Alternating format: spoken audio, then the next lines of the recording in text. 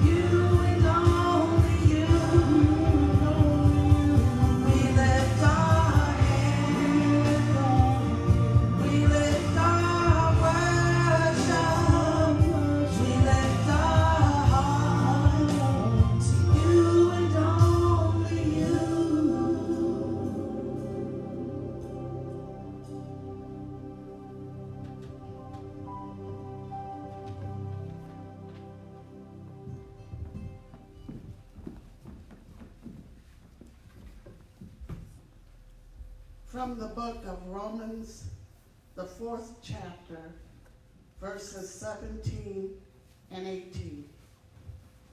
As it is written, I have made thee a father of many nations before him whom he believed, even God, who quickeneth the dead, and calleth those things which be not as though they were, who against hope believed in hope, that he might become the father of many nations, according to that which was spoken, so shall thy seed be.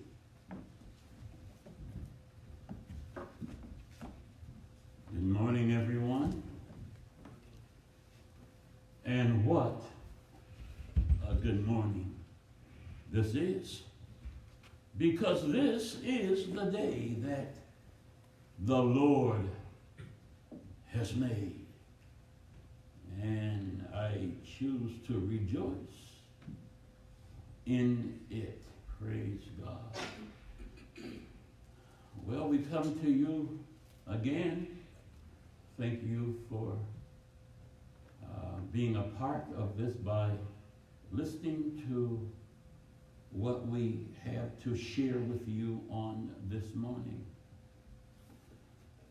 I want you to know from the scripture lesson read this morning from Romans, the 4th chapter, where it says, I have made thee a father of many nations before him whom he believed, even God whom quickeneth the dead, and God who calleth those things which be not as though they were.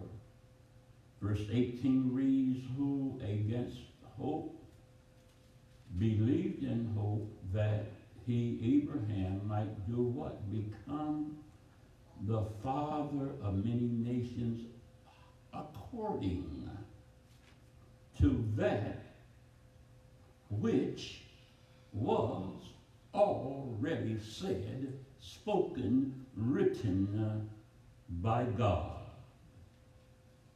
So when God says it, whether you see it, it's a done deal. Can we see amen to that? Amen. Your promises are already in existence. That's what I want to talk to you about today. Your promises are already in existence. You see, God has made us general promises, and we have seen them fulfilled, those things that are general promises. However, on the other hand, he has made you some individual promises. Things that are assigned to you, for you. Some promises that he gave you that he may have not given anyone else. So yes, he gives us individual promises. And many of those individual promises you may have not seen fulfilled yet. But allow me to relieve you from worry of those unfulfilled promises yet by telling you this. The reason that you haven't or have not received those individual promises yet is a simple answer. Because it's not time yet. Simple answer. Again, the simple answer. The reason you have not received it is not time yet. It exists, but it's not time to be received yet. No, you haven't been forgotten. You haven't been overlooked. You haven't been passed up, nor passed by. No one else has been given what belongs to you. You're not too old, so get off of the age thing. You're not too old. If the promises have been made, you're not too old.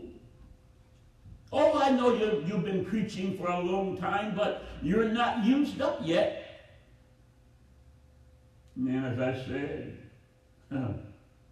you haven't been overlooked. Again, the super reason is there's some things that God has promised, but it is just not time yet for the manifestation of what have been promised. Remember, he's already promised you that he will never leave you or forsake you. So what has not happened yet has not happened yet because it's not time, because he's with you. He's with you. Remember when you were a kid? Let's go back a few years. When you were a kid, and you will often ask your parents questions like these. Are we there yet? Or is it ready yet? Or is it time yet? You see, as a kid, you ask those questions over and over and over again, but you did it with great expectations because of the promise that was given you, let's say, by a parent that you can trust. They told you this, and you were wondering, is it time yet? Is it ready yet? Are we there yet? They were expecting something because of a made promise by the parent. And you received those promises by your parent, and you were looking for the results of those made promises. So you kept asking with excitement, is it time yet? Are we there yet? Well, you know what? The parents, with all of your questions, they knew the right time to bring whatever they promised to pass. You didn't know the right time, but the parent knew the right time. Well, God made us some individual promises, and you've been believing to receive, but you have grown somewhat weary because it hasn't happened yet. What have I done? How have I missed God? I don't know why it hasn't happened yet. After all, it's been 10 years now since the promise. Simple answer. You know what it is. It's not time yet. The promise is good, but for its manifestation, it's not time yet. But I've been waiting, and I've been telling people what God said, and well, keep telling them. If he's promised you that, keep saying it. That's what Abraham did. Abraham kept saying, well, I'm a father of many nations. I know it don't look like it. I'm an old man. It just doesn't seem like it's going to happen. But Abraham kept saying what God said. So let me calm you by reminding you of number one, who made you the promises. In the first case, your parents made some promises. And as wonderful as they were, even their promises were not always reliable, although they wanted them to be. But I want to remind you in this case, who made you the promises? God made you the promises. So, did he speak a word in your spirit concerning whatever you are waiting for? If so, and since he did speak it, do you believe that he knows the fullness of time to manifest it for you? If he spoke it, don't you know that he knows the time of the appointment? Don't you know that? After all, down through the years, he's always been faithful. That's his track record with you. What makes you think he's not faithful or will not be faithful in that individual promise that he made you? Remember that he knows the plans that he has planned for you and the time of fulfillment of those plans. Guess what? Even the government shutdown or the viruses or what's going on in the world today can alter those promises that God has made, those plans that he has set for you. So, what are you worried about? Remember who has made you the promises. In Galatians, the 4th chapter and the 4th verse, it reads something like this: when the fullness of time was come, God sent his Son to redeem us, that we might receive the adoption of sonship.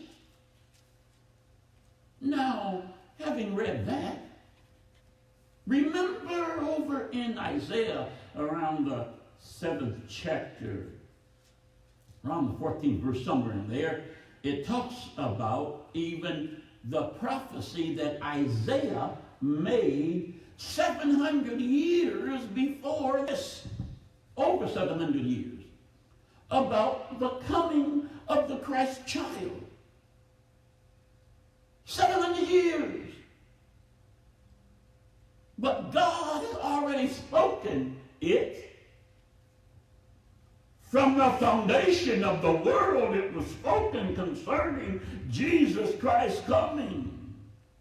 Then Isaiah comes along and he prophesies what was already spoken by God before the foundation of the world.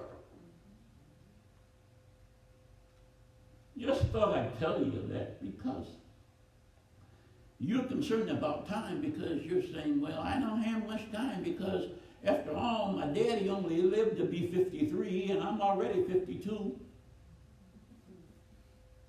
Stop looking at that.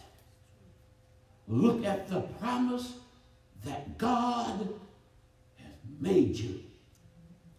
Stop looking at your time or man's time. The simple reason why Christ did not come as soon as Isaiah prophesied was, simple answer is what? It wasn't time yet. Yes, wasn't time yet. But when God spoke it,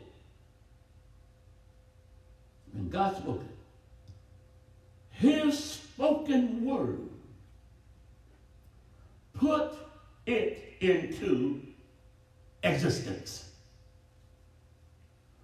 When he speaks a thing, whether you will see it or not, his spoken word puts it into existence. I want to tell you what he's told you, what he's promised you, whether you can see it right now or not. I want you to know it is in existence.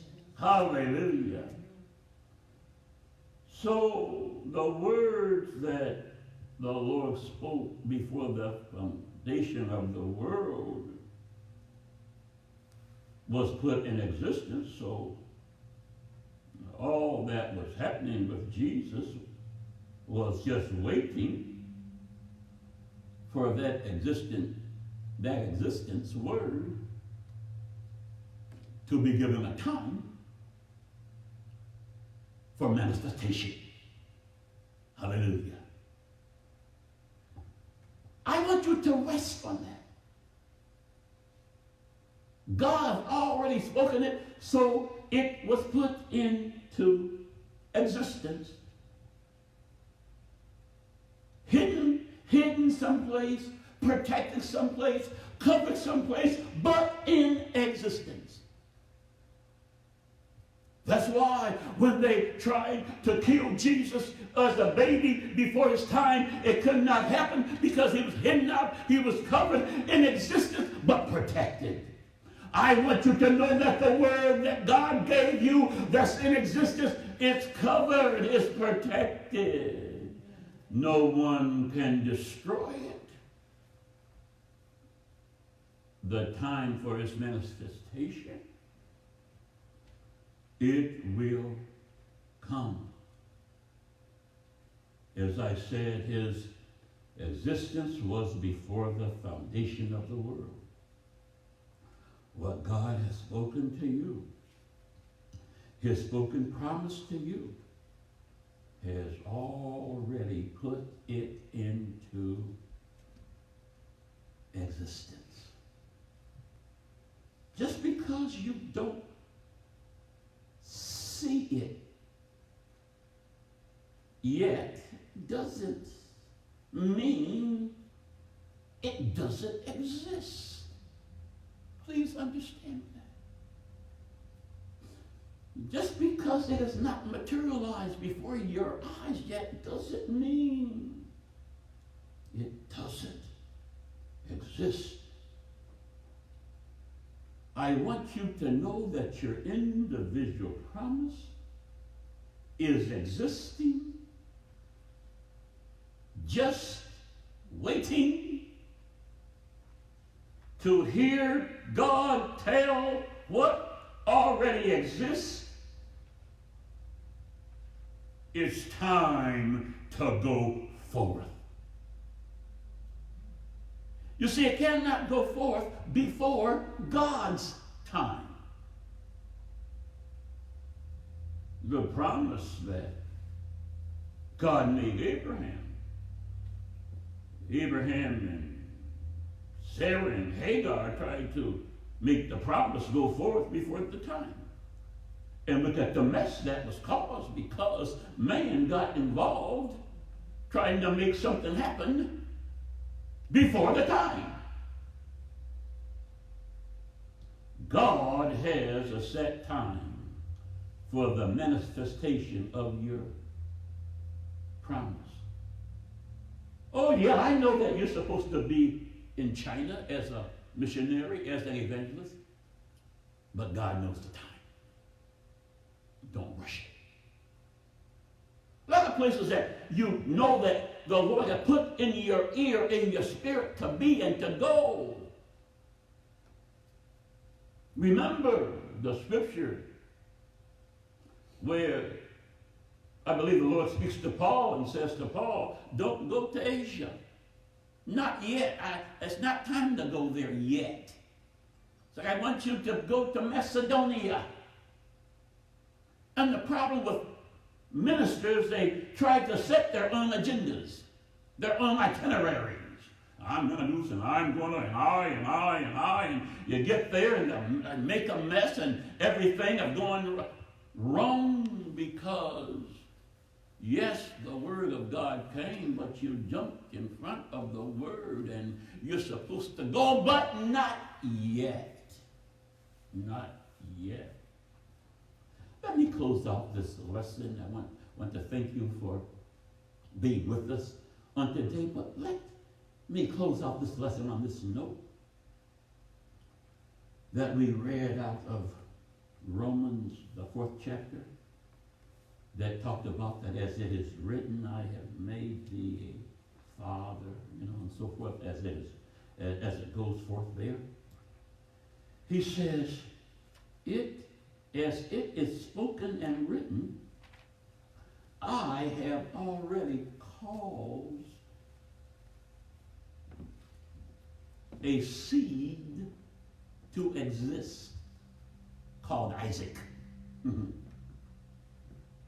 I have already made you, Abraham, a father of many nations.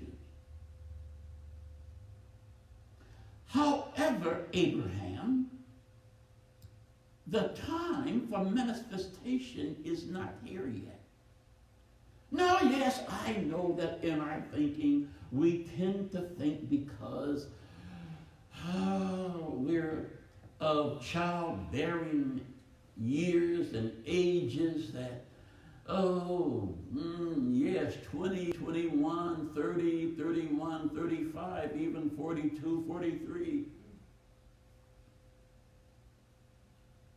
But the Lord was saying to Abraham and his wife, well, if I allow you all to do that, then it will be something done by man. It's not time yet. Then Sarah looks around and now she's 50. Sarah's not time yet.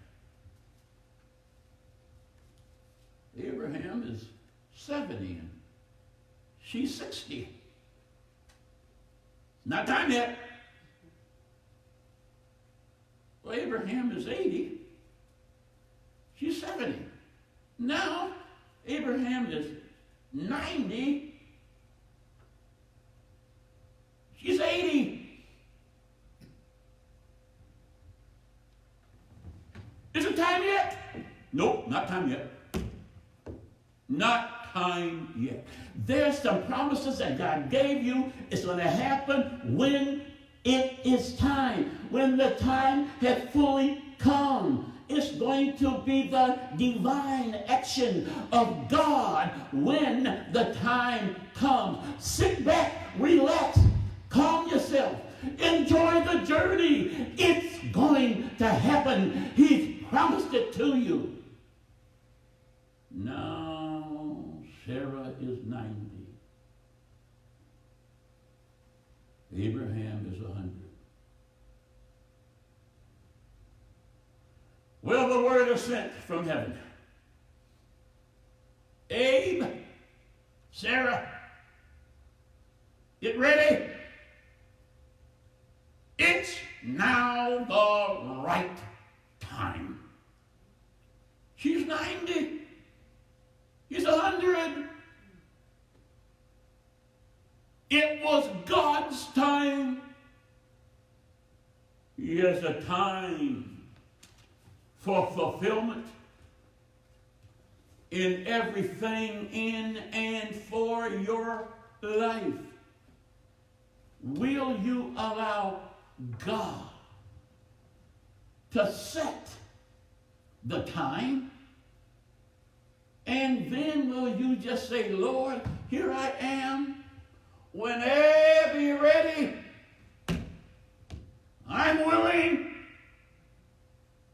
Because because I belong to you and you control the time.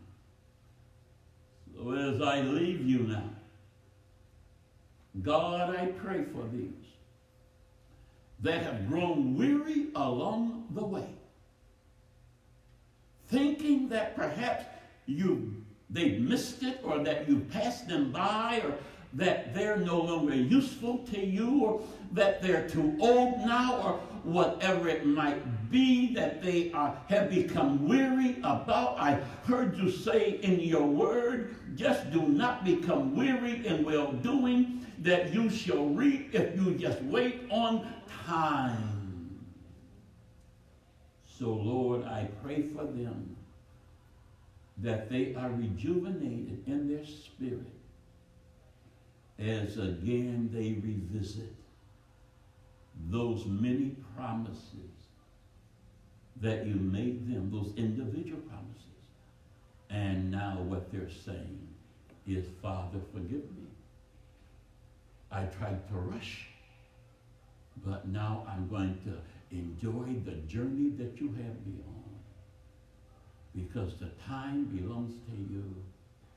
And I heard you say that there is a time for everything under the heavens.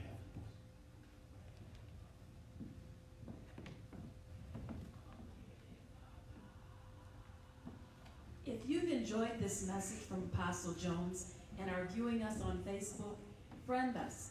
And if you're viewing us on YouTube, subscribe to our channel to get notifications when we post. If you would like a prayer cloth or have a prayer request, please contact us at Post Office Box 1323, Fremont, Ohio 43420. We'll be looking to hear from you. Have a blessed week in the Lord, knowing God's promise to you of what he wants to do in your life will become manifested or visible to our natural eyes in God's perfect timing.